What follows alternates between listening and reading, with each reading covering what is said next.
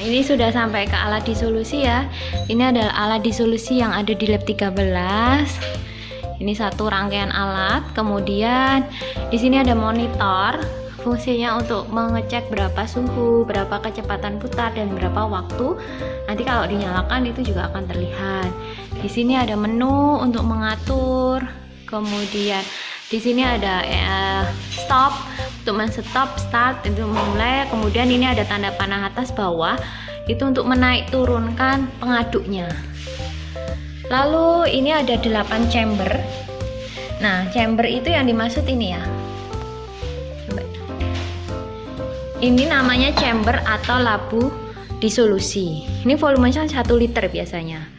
Tapi hari ini kita volume pelarutnya 500 ml sesuai yang dipersyaratkan secara farmakope. Ini adalah chamber atau labu disolusi. Sebelum kita menggunakan alat ini, biasanya di dalam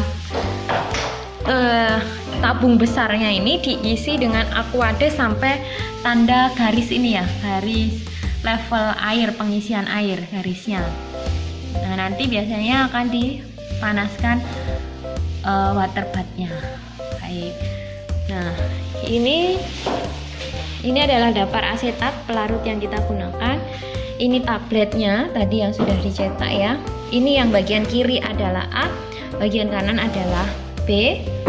Kemudian di sini ada 4 tabung reaksi karena kita samplingnya ke empatnya atau ke 4 waktu dari mulai 15 menit, 30, 45 maupun 60.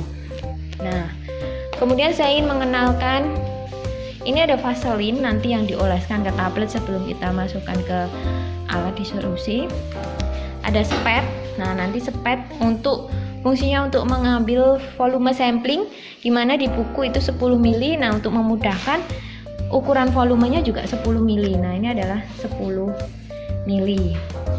Pinset seperti yang biasa ya untuk mempermudah ngambil tabletnya setelah diolesi vaselin. Nah, pengaduk di sini ada 2. Ini adalah pengaduk dayung atau nama lainnya USB tipe 2. Kemudian yang USB tipe 1 itu adalah basket atau keranjang. Nah, asetosal itu secara farmakope menggunakan USB tipe 1. Jadi menggunakan basket nanti kita gunakan untuk disolusi. Baik, langkah pertama kita masukkan dulu dapar asetat sejumlah 500 ml. Berarti kalau ini lebih berapa? Sisanya ini totalnya 800. Berarti kurang lebih diberi sisa 300 ya, 800 kurangi 500 300 ml. Baik, kita masukkan 500 ml atau langsung diukur 500 ml ya biar enak.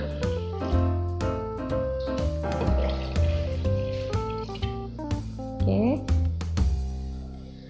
Kemudian kalau sudah kita oles vaselin tabletnya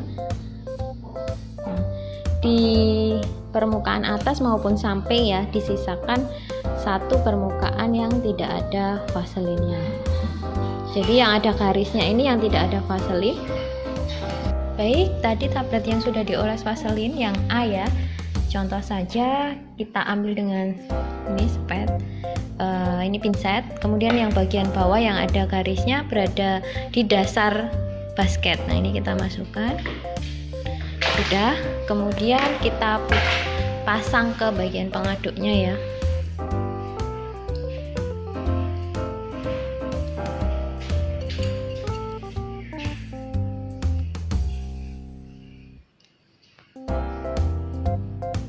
Ya, kita masukkan langsung saja dipasang di pengaduknya.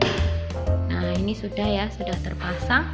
Nah, ini nanti yang pengaduk basketnya harus tercelup pada media disolusi 500 ml tadi.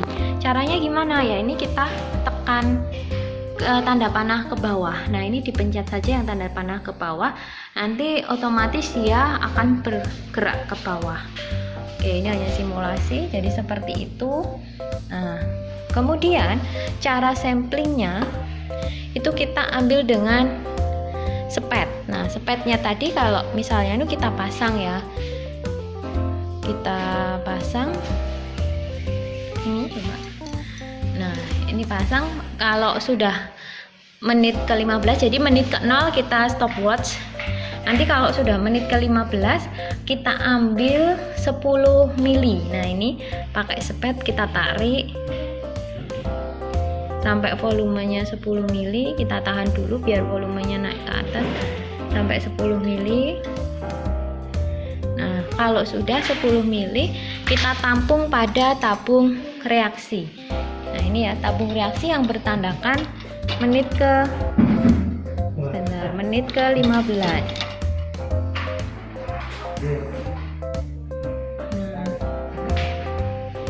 Nih.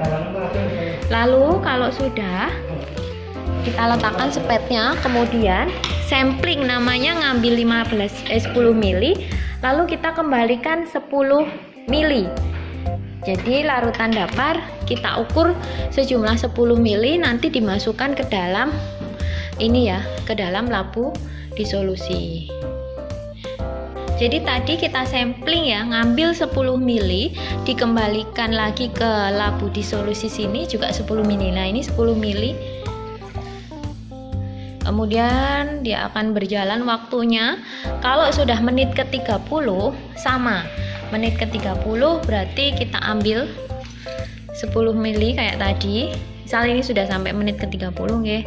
Kita ambil sesuai tanda spet 10 mili. Kalau sudah kita masukkan ke tabung reaksi 30 menit ke-30. Oke, kita masukkan.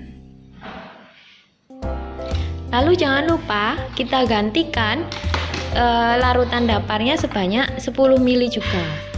Jadi biasanya kita kerja tim. Jadi kalau misalnya ada yang mengambil dan ada yang menyiapkan. Nah, ini kita kembalikan 10 mili. Ini yang dinamakan sampling. Baik, kalau sudah bisa kita cicil untuk dibaca absorbansi dari menit ke-15 maupun menit ke-30 ke ruangan spektro dengan menggunakan bantuan alat spektrofotometri UV phase. Baik, ini proses terakhir kita baca absorbansi. Tadi kita sudah masuk ke ruangan alat spektro ya. Ini menit 15 dan 30. Yang pertama pasti kita siapkan kuvet. Kuvet cara megangnya adalah yang di bagian kasar ya, jangan yang beningan. Ini kuvet itu kecil dan harganya mahal, hati-hati. Lalu kita bilas dengan aquades. Jadi ini cuma untuk membilas, membersihkan kotoran yang masih menempel di dinding kuvet. Nah, ini kita buang. Kita biasanya sedia tempat sampah ya untuk membilas. Jika basah kita lap dulu. Jadi harus siap sedia tisu kalau praktek. Kalau sudah kita bilas dengan sampelnya. Sampel yang menit ke-15. Secukupnya saja. Nah, kalau sudah kita buang. Kita lap lagi. Kemudian kita isi sampel menit ke-15.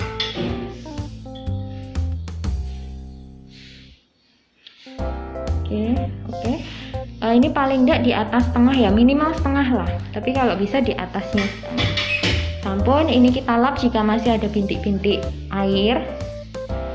Nah, kita masukkan ke dalam alat spektro. Ini ya, yang bagian bening harus ada di kanan dan kiri. Nah, kita masukkan. Misalnya sampel. Kalau belangko gimana? Sama preparasinya.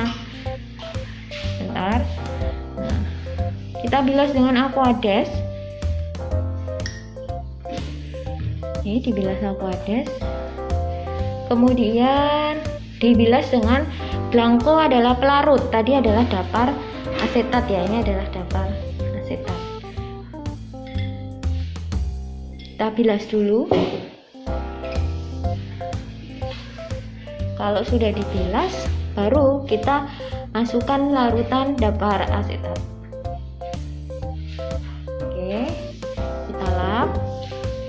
Nanti memasukkan kuvet di dalam alatnya yang sisi belakang ya, karena yang satu tadi kan sudah digunakan untuk sampel, ini dimasukkan sisi sana. Oke, baik, dimasukkan. Nah, nanti kalau sudah kita tutup kita bisa baca absorbansi menggunakan alat spektro. Nanti hasilnya tertampil pada ini, alat monitor spektrofotometer. Nah, sekian untuk pertemuan hari ini atau percobaan di solusi intrinsik.